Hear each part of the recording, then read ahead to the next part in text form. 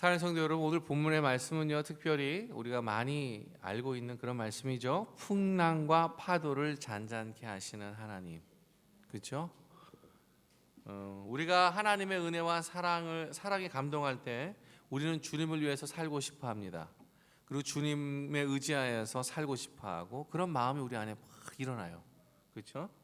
그래서 하나님 말씀에 순종하고 믿음으로 살고자 하는 그런 마음으로 가득 찹니다. 그런데 시간이 지나가면서요, 많은 어려움과 환난, 역경 이런 것들을 겪으면서요, 우리는 믿음의 좌절들을 겪게 됩니다. 고백했던 모든 말들, 마음의 헌신들이 의미 없이 다 무너져 내려 있는 것을 어느 순간에 발견하게 되죠. 믿음으로 살면 눈에 보이는 그런 현실을 감당하기에 그 벽이, 현실의 벽이 너무 높다는 것을 우리는 직감합니다. 그리고 알게 돼요. 경험하게 돼요. 그래서 어떻게 사냐? 믿음의 타협을 하면서 살아가기 시작하죠. 시간이 지날수록 우리의 믿음은요, 이 믿음의 타협으로 인해서 안고 없는 찐빵과 같이, 그리고 힘을 잃고 맛을 잃어버리게 되죠. 현실에 쓸모없는 그런 휴지 조각처럼 우리는 믿음이라는 이것이 어느 순간에 나의 이 마음에서 많이 멀어져 있는 그것을 우리는 발견하게 되는 거예요.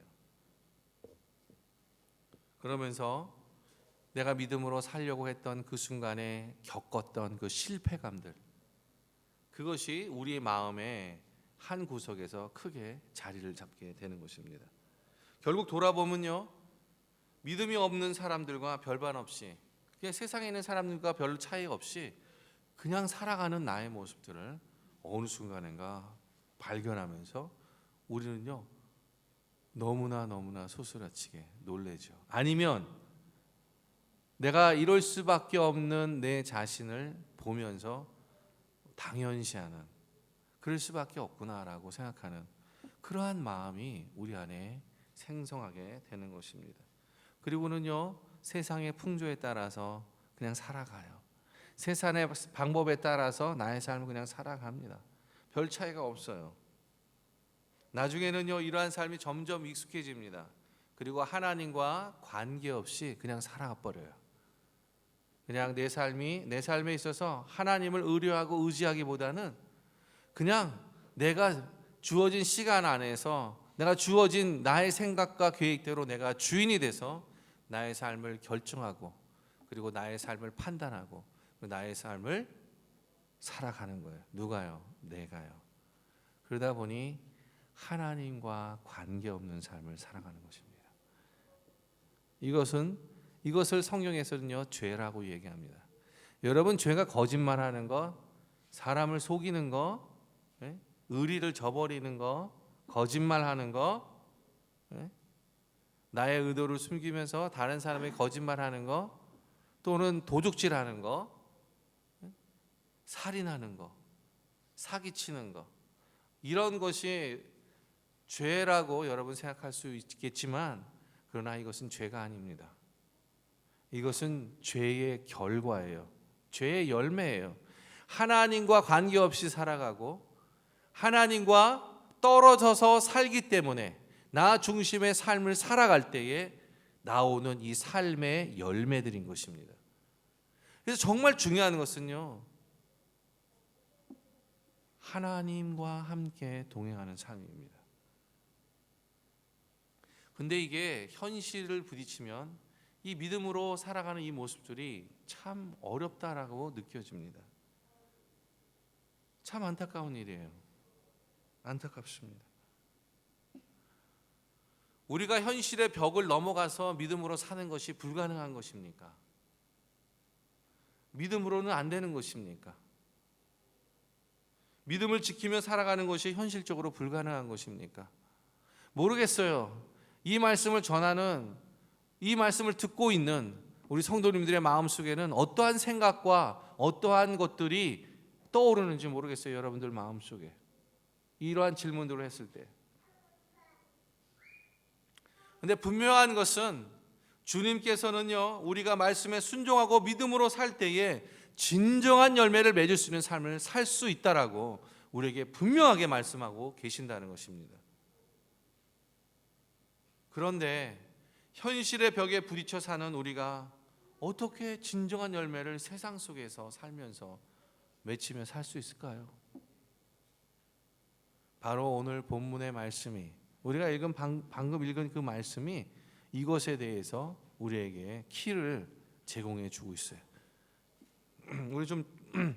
우리가 좀 살펴보기를 원합니다. 첫 번째는 뭐냐면요. 죄송합니다. 오늘 말씀을 통해서요, 열매 맺는 삶, 이 열매 맺는 삶은요, 말씀을 믿음으로 순종함으로 시작한다 이 말입니다. 말씀에 대해서 내가 믿음으로 순종하기 시작할 때, 그때 열매 맺는, 진정한 열매 맺는 삶이 시작된다는 것이에요. 여러분, 우리가 마가복음을 계속해서 우리가 강해를 하고 있습니다. 그런데 어느 순간에 예수님은요, 하나님의 나라의 말씀을 전파하시면서 갑자기 비유로 말씀하시는 경우가 나옵니다. 그래서 그 비유를 말씀하시기 시작하시는데, 그 비유를 언제 말씀하시냐? 언제 처음에 비유를 말씀하시냐? 그것은 바로 씨 뿌리는 자의 비유를 통해서 하나님 나라의 비밀을 말씀하고 계시죠. 하나님의 나라는 씨 뿌리는 자와 같다라고 하시면서 말씀하세요. 그래서 밭의 종류를 얘기합니다. 길가에 씨가 떨어지는 밭, 돌에 떨어지는 밭, 자갈밭에 떨어지는 밭, 가시덤불에 떨어지는 밭, 그 다음에 좋은 밭에 떨어지는 밭. 무엇입니까? 씨가 중요한 것이 아니라, 씨도 중요하지만 그 씨를 받고 있는 밭이 얼마나 중요한지, 그 밭의 반응에 따라서, 그 밭을 받는 믿음에 따라서, 그리고 그 믿음에 따른 순종에 따라서 그 밭의 열매가 결정된다고 그렇게 말씀하고 있는 것입니다. 오늘 본문에서, 여기에 본문엔 잘 나타나 있지 않지만 35절에 우리가 보면 이런 말씀이 있어요. 그날 저물 때에 제자들에게 이르시되 우리가 저편으로 건너가자 하시니 그들이 무리를 떠나 예수를 배에 태우고 떠납니다. 맨 처음에 예수님이 뭐라고 말씀하시냐면, 자, 모든 사람들에게 바로 이 말씀이요, 하나님 나라의 말씀, 씨 뿌리는 자의 비유, 밭의 비유, 그리고 어떤 농부가 씨를 뿌리러 나갔는데, 나가서 씨를 뿌리고 자기가 먹고 자고 쉬는 중에 자기도 힘을 쓰지 않는 그 중에 이 열매가 맺고, 그리고 그 결실을 수확하게 되는 하느님 나라에 대한 이 비밀들을 다 설교하시죠. 그 다음에 저녁 때가 되었어요. 그래서 예수님이 그럽니다. 얘들아, 이제 배를 타고 저쪽 건너편으로 건너가자, 이렇게 얘기합니다. 이게 아무것도 아닌 것 같아요. 예수님 말씀하니까 저편으로 가자 그러니까 배를 타고 준비해서 가는 것처럼 보여집니다. 그런데 우리가 여기서 좀 생각해야 될 것들이 있어요. 자, 그 저편이 어디입니까? 한번 5장 1절을 볼까요? 5장 1절, 여러분 5장 1절을 한번 같이 읽습니다. 시작. 예수께서 바다 건너편 거라사인의 지방에 이르러 여러분, 예수님이 바다 저편으로 가자고 하셨을 때에 도착했던 그 장소가 어디냐면 거라사인 지방입니다. 거라사인 지방. 여러분, 거라사인 지방은 특별히 어떠한 일들이 일어났습니까? 귀신 들린 청년이, 그렇죠? 청년이 있었던 그곳입니다.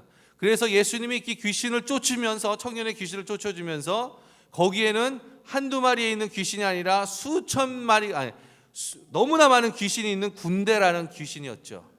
그래서 그 귀신을 어떻게 해요? 귀신이 예수님께 저 돼지떼에 들어가기를 청하니까 어떻게 했어요? 예수님이 허락하니까 그 귀신, 군대인 귀신이 그 돼지떼에 들어가서 어떻게 합니까? 바다로 몰살하는 사건이 일어났던 곳, 그것이 바로 거라사 지방이에요. 자, 거라사 지방이 우리가 발견할 수 있는 중요한 사실 한 가지가 있습니다. 그것은 뭐냐면 돼지가 엄청나게 많다는 것입니다. 수천 마리의 돼지가 바다에 몰살할 정도로 굉장히 많은 곳입니다. 여러분, 돼지가 무슨 중요한 것이냐라고 이렇게 물을 수 있죠. 돼지를 많이 키우는 거. 왜냐하면 호주에도 돼지 많이 키우죠. 그렇죠. 소도 많이 키우지만. 그러나 이것이 일상적인 일 같지만 유대 사회에서는 좀 전혀 다른 문제입니다. 왜 그렇습니까? 여러분, 레위기에 보면은요, 하나님께서 제사를 드릴 때 반드시 너희가 이것을 갖고 오지 말라고 하는 그런 짐승들이 있습니다. 그게 무엇입니까? 굽이 갈라지지 않는 그러한 동물들이요. 그게 대표적인 게 뭐였어요? 돼지입니다. 돼지. 그래서 하나님은요, 돼지를 굉장히 더러운 불결한 짐승으로 말씀하셨어요. 그래서 유대인의 민족들에게는요, 이 돼지는요 절대 가까이 하면 안 되는 그러한 규칙들이 있습니다. 그래서 절대 유대인들은요 자신들이 돼지를 기르지 않습니다.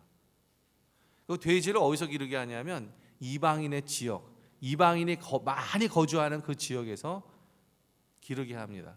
그래서 특별히 거라사 지방은요 유대인들이 거주하는 지역과는 완전히 많이 분리되어 있는 이방인들이 사는 곳이에요. 자, 묻습니다. 유대인들이 이방인들을 어떻게 생각했습니까? 유대인들은요 이방인을 하나님을 믿지 않는 사람들이라 해서 마치 뭐와 같냐면 짐승과 같이 그렇게 미개한 것으로 생각했습니다. 그래서 같이 상종하지 않아요.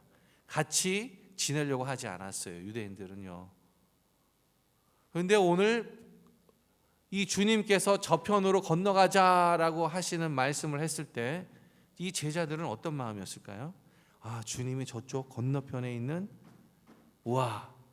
우리가 가지 말아야 할 그러한 이방인이 있는 지역, 더군다나 우리가 가까이 하면 안 되는 돼지가 엄청 많이 있는 그런 지역으로 가자고 하시네.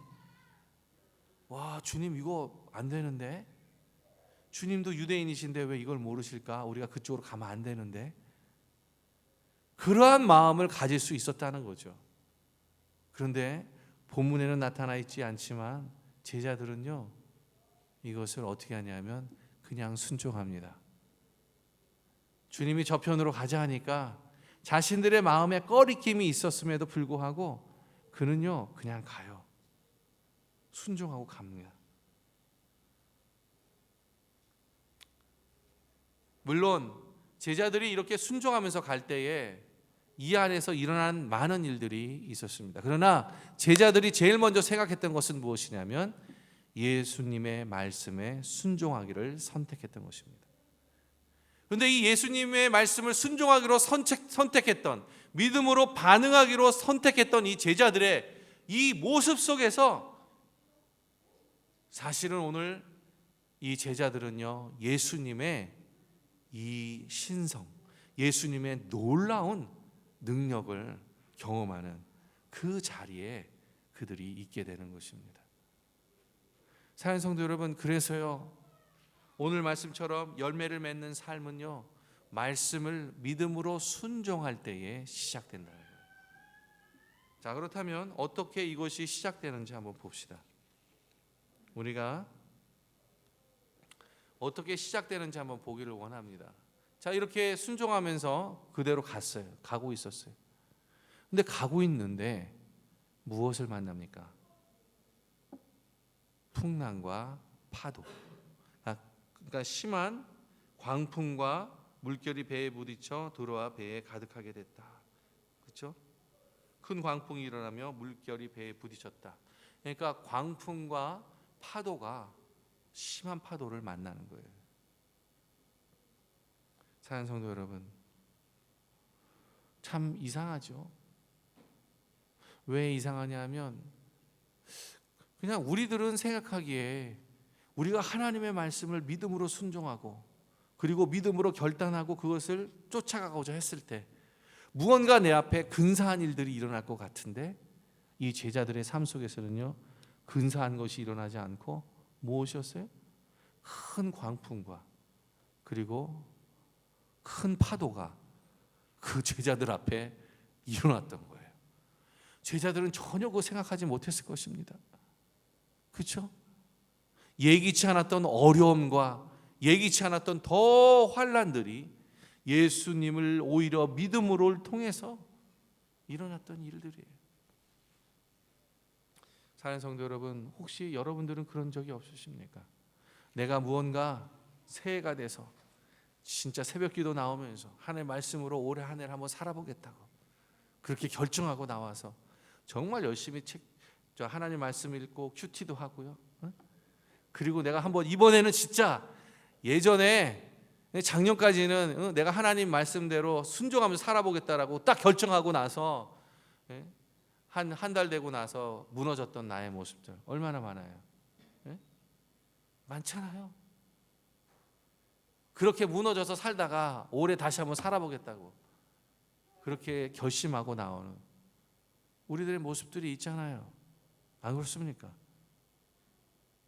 얼마나 많이 우리는 그런 걸 경험해요. 그런데 작년에도 그런 결정을 했을 때 조금 시간이 지나다 보니까 오히려 내 앞에서 하나님이 도와주시고, 내가 이런 어려운 결정, 믿음의 결정을 했으니까 하나님 도와주시고, 하나님이 나에게 뭔가 모르지만 새로운 환경을 열어주시고, 내가 정말 힘들어했던 이 사업의 문제, 너무나도 어려웠던 비즈니스가 뭔지 모르지만 조금씩 해결되어져야 되는 것 같고, 내가 힘들었던 관계의 문제에 있어서도 내 가정의 문제, 내 아내의 문제, 내 남편의 문제, 내 자녀의 문제, 아니면 나와 잘 아는 그러한 친척, 친구들, 그런 모든 문제들이 무엇인가 조금씩 열려지고 그렇게 되어질 것 같은데, 오히려 더 어려운 것들이 내 앞에 왔을 때, 그때 우리는 어떻게 반응합니까?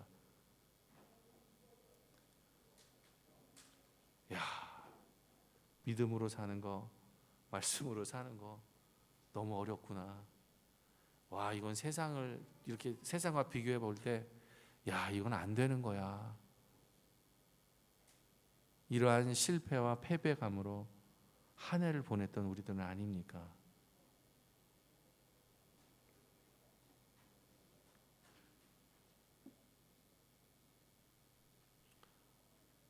그래서 결국 우리는 많은 열매를 맺지 못합니다.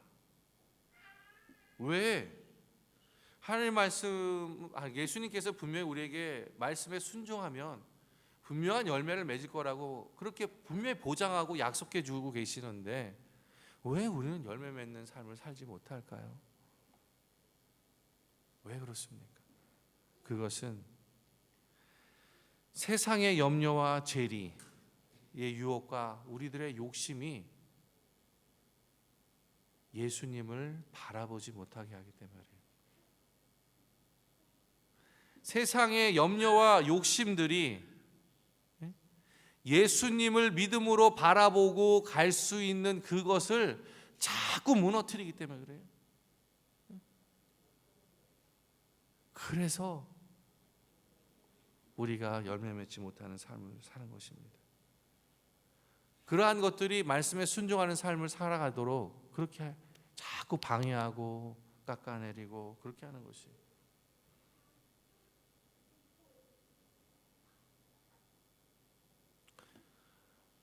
내가 무엇을 할 것인가? 내가 무엇을 먹고 살아야지? 내 가족은 어떻게 살아가야 할까? 나는 어떻고? 이러한 세상의 염려와 우리 마음의 두려움들이요, 예수님을 계속해서 바라보고 말씀 가운데 순종하면서 사는 삶을요 살아가지 못하게 계속적으로 어떻게 해요? 우리에게 도전해 온다는 거예요. 그때 우리는요 질의 겁을 먹죠.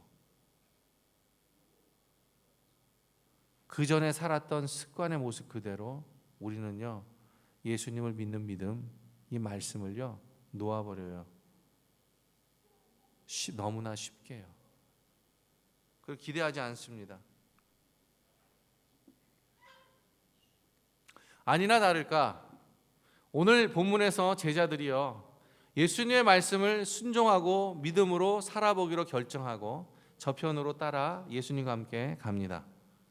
그런데 그들 앞에 나온 것은 찬란한 미래가 아니라 찬란한 어떤 그 문제가 다 해결되어지는 보다 나은 미래가 아니라 그들에게는 자신들이 넘어갈 수 없는 거대한 광풍, 자신들이 감당할 수 없는 거대한 파도, 이것이 그들 앞에 있었습니다.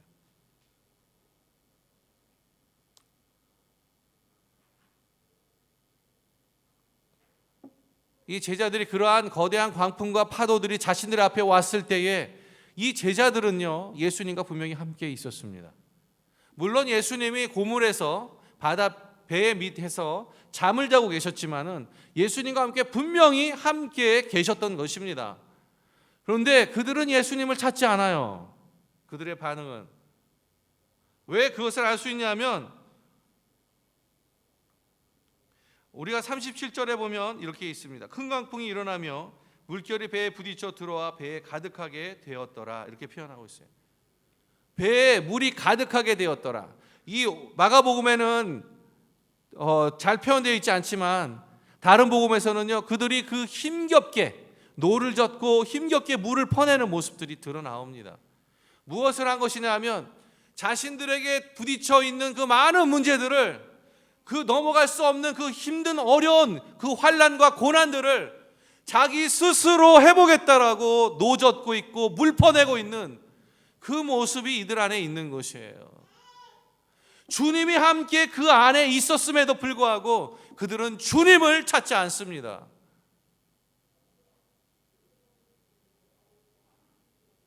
이것이 우리가 왜 열매를 맺지 못하는지에 대한 이유입니다. 주님이 함께 하시는데 주님을 찾지 않아요. 그리고 자기 일평생 잔뼈가 굵었던 이 어부인 베드로, 야고보, 요한 자신의 힘으로 해봅니다. 왜? 무엇보다도 그 갈릴리 바다는 자신들이 더 잘한다라고 생각하기 때문에 자신의 힘과 자신의 의지로, 자신의 지혜와 경험으로, 지식으로 해보려고 하지요. 그래서 결국 그들의 결과는요, 배에 물이 가득 찬 것이었습니다. 참 재밌죠. 무엇이 재밌냐면요, 우리는요, 우리가 힘들고 어려운 일들 만나면요, 우리의 특징이 뭔지 아십니까? 자기가 해볼 때까지 다 해보려고 해요. 해볼 수 있는 데까지 다 해보려고 해요. 그리고 봤는데 돌아보니까 도저히 이제는 자신의 한계를 넘어가 버려. 내가 도저히 컨트롤할 수 없어. 그때서야, 어떻게 할 수 없으니까 그때서야 이제 손 들고 나오는 거예요. 이거 저도 그렇지만 우리 성도님들 똑같잖아요. 안 그래요? 저도 그런 경우 많아요, 하나님 앞에. 그래서 난 자신 있게 얘기해요. 내가 그러니까. 안타까워요, 참. 왜 이렇게 그러면서도 그럴 때마다 그렇게 그런 모습으로 나오면, 나 같으면 야, 너 네가 할 짓 다 해보고 나서 나한테 와? 이 똥덩어리 같은 거, 쓰레기 같은 거 나한테 주고 나보고 처리하라고 해? 나 그렇게 말할 것 같아요. 근데 참 희한하죠. 예수님은 마치 기다렸다는 듯이, 그래? 알았어, 내가 해줄게. 그래서 그 일을 처리해 주시고 그 일을 통해서 예수님의 살아계신 것들을 다시 한번 보여주시는 그 은혜를 우리들은 경험하지 않습니까? 이젠 좀 정신 차립시다, 우리 같이. 응? 좀 우리 정신 차립시다.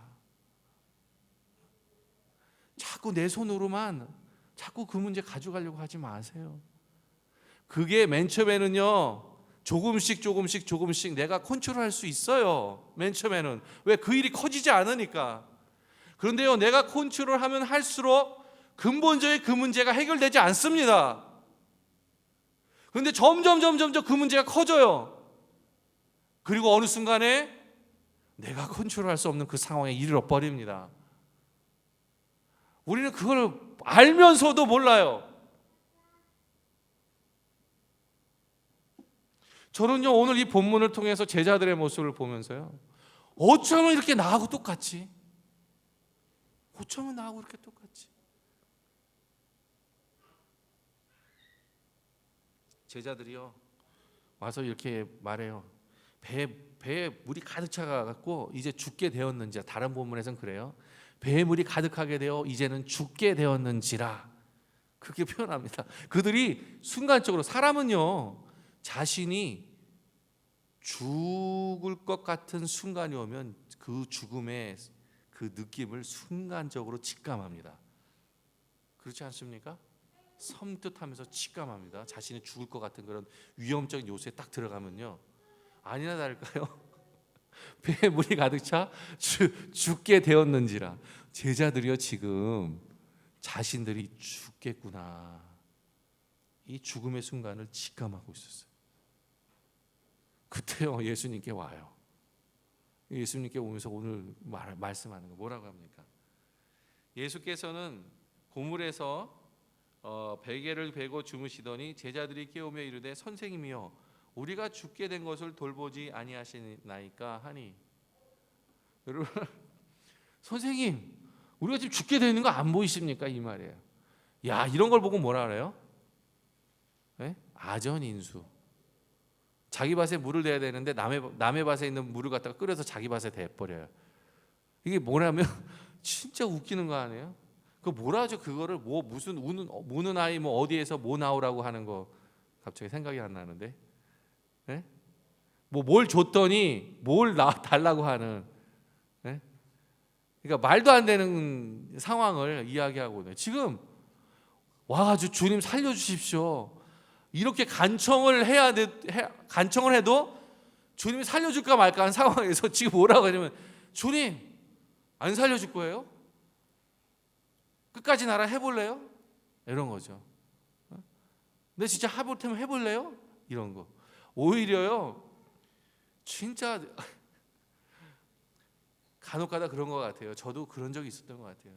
주님, 내가 다 잘못해놓고 주님한테 그런 거야. 주님, 어떻게 나한테 이런 걸 나한테 허락할 수 있어요? 네? 주님 맞아요?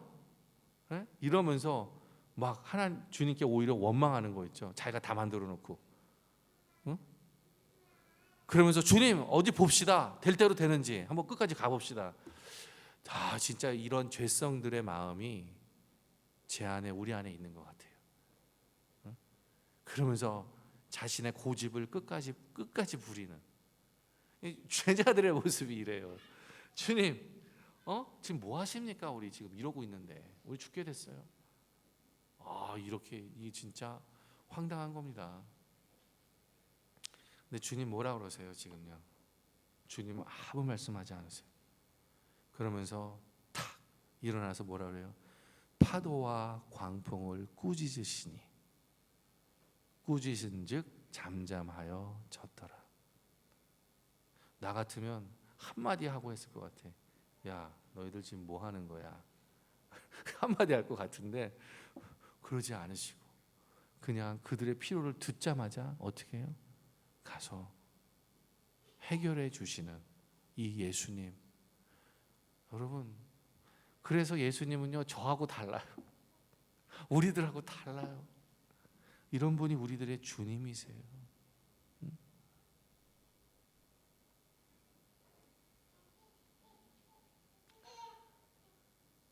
그러면서 주님이 말씀하시죠. 제자들에게 어찌하여 이렇게 무서워하느니, 어찌하여 이렇게 믿음이 없니? 이 말씀 무슨 말입니까? 야, 너희들 내가 같이 있는 거 모르니? 이거예요. 내가 너희들과 같이 있다는 거 왜 이렇게 몰라? 내가 누구니? 내가 너희가 믿음의 주 하나님의 아들로서 고백한 나 아니니? 나 하나님이야. 내가 하나님과 함께 있는데 너희들 왜 이렇게 모르니? 왜 이렇게 믿음이 없어? 이렇게 말씀하시잖아요. 왜 이렇게 무서워하냐고. 왜 이렇게 두려워하냐고, 왜 이렇게 염려하냐고. 주님 그렇게 말씀하세요. 사랑하는 성도 여러분, 오늘요 우리가 굉장히 중요하게 정말 깊이 마음에 새겨야 될 것들이 하나 있습니다. 그것은 뭐냐면 예수께서 깨어 바람을 꾸짖으시며, 우리 39절을 한번 같이 읽도록 하겠습니다. 39절 한번 찾아보세요. 39절. 자, 우리 함께 큰 소리로 읽습니다. 시작. 예수께서 깨어 바람을 꾸짖으시며 바다더러 이르시되 잠잠하라 고요하라 하시니 바람이 그치고 아주 잔잔하여지더라. 여러분, 오늘 예수님이 하신 행동이 참 이상합니다. 왜 그렇습니까? 일어나셔서 바람을 꾸짖으세요. 그리고 바다더러 잠잠하라고 하십니다. 여러분, 바람이 사람의 소리를 듣습니까? 사람과 교통합니까? 바다가 사람하고 교통합니까? 사람의 말로 서로 교통하는 것입니까? 이상하잖아요. 근데 주님은 말씀하신단 말이에요. 근데 그걸 들어요. 뭔가 좀 이상하잖아요. 예수님이 약간 좀 이상하신 분 아니거나, 아니 예수님이 진짜 지극히 정상적인 분이시거나, 여기에 비밀이 있습니다. 여러분, 오늘 주님께서 바람을 꾸짖으셨다는 이 말씀에는요, 사실은 원어적인 의미와 여러 가지 의미가 있지만 쉬운 영어 표현을 하면 리뷰이에요. 리뷰는 뭐예요? 인격체에게 꾸짖어서 하는 말입니다. 그렇게 표현합니다. 인격체에게 이야기하는 거예요. 그러면 인격체인데, 자, 파도가 인격체입니까? 바람이 인격체입니까? 파도와 바람은 인격체가 아닙니다. 그렇죠? 그런데 마치 예수님은 인격체에게 말씀하듯이 인격체를 향해서 말하고 있는 거예요. 명령하고 있는 거예요. 이 말은 뭔지 모르지만 바람 안에, 뭔지 모르지만 파도 안에 인격체가 있었다는 것이에요, 여러분.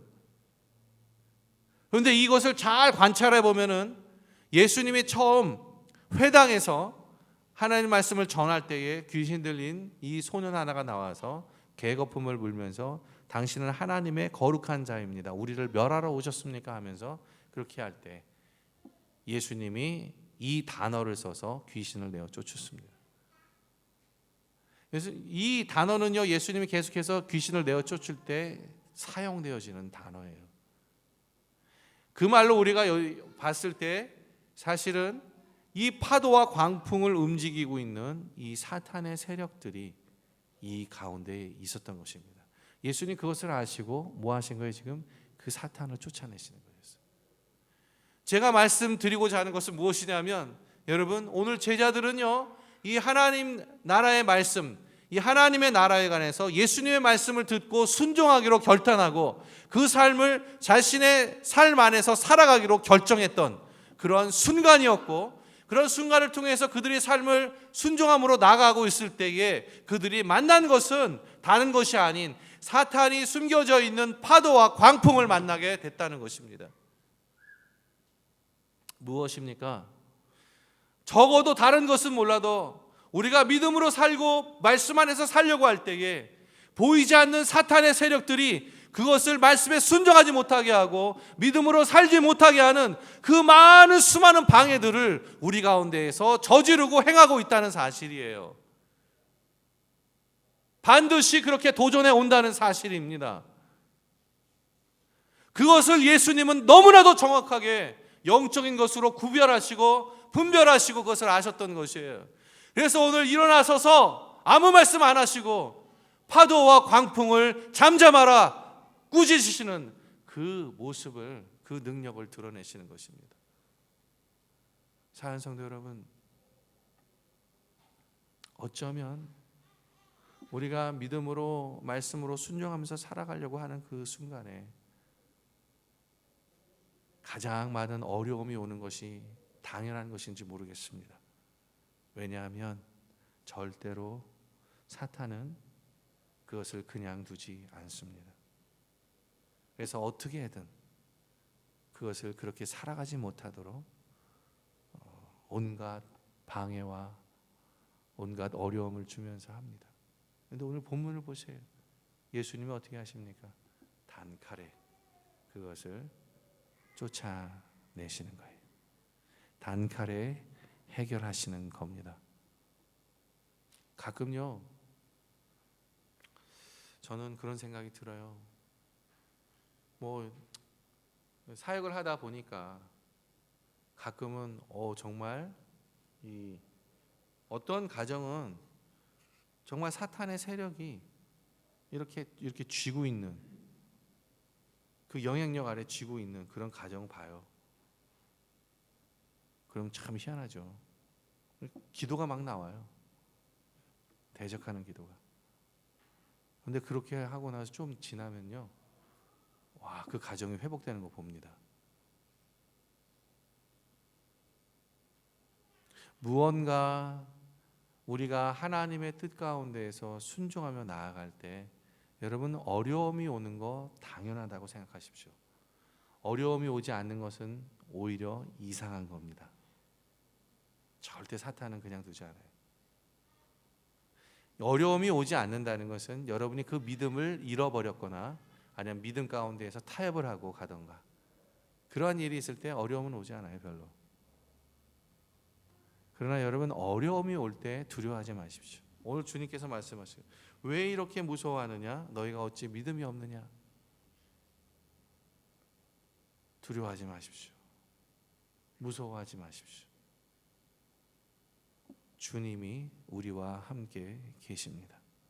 그런데 참 재밌는 사실은 주님이 함께 있었는데도 불구하고 그 거대한 광풍과 파도가 몰아치는 그 순간에는요, 제자들이 할 수 있었던 건 뭐냐면 자신들이 해결하는 거였어요.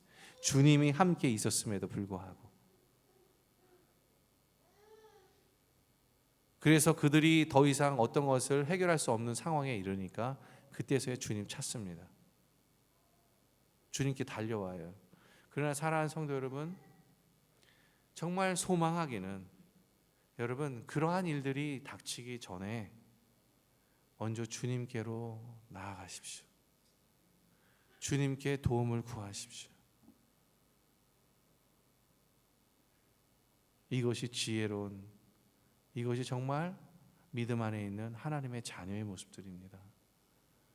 정말 소망하기는 파도와 광풍을 잠잠케 하시는 예수님인데, 그런 예수님 우리의 아버지시잖아요. 그런 예수님이 우리의 주님이시잖아요. 여러분의 어려움이 무엇입니까? 여러분이 해결해야 될 큰 환난과 고난들이 무엇이 있습니까? 여러분 더 이상 여러분 자신의 힘과 능력으로 씨름하지 마세요. 주님께로 가져가십시오. 그것을 해결할 수 있는 궁극적인 방법은 예수님 안에 있습니다. 예수님이 손을 드실 때 그때 모든 것은 끝나는 거예요. 여러분의 삶을 이제 하나님의 자녀답게 살기로 결정하셨습니까? 새해 들어서? 그렇다면 예수님을 찾으십시오. 이것을 계속해서 가지고 가십시오. 그렇게 할 때 파도와 광풍을 잠잠케 하시는 예수님을 여러분의 삶 속에서 경험하게 되실 것입니다. 함께 기도하겠습니다.